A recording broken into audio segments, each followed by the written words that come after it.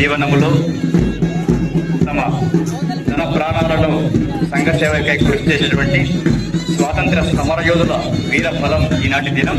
అందులో భాగంగా స్వాతంత్ర సమరయోధులను సంస్మరించుకోవడం, సన్మానించుకోవడం మన అత్యంత శుభప్రదమైనటువంటి కార్యక్రమంలో భాగంగా ఈనాటి స్వాతంత్ర సమరయోధుల సంస్మరణలో భాగంగా ఉయ్యాలవాడ నరసింహారెడ్డి గారి కుటుంబం నుంచి విచ్చేశారు కె ప్రభాకర్ రెడ్డి గారు.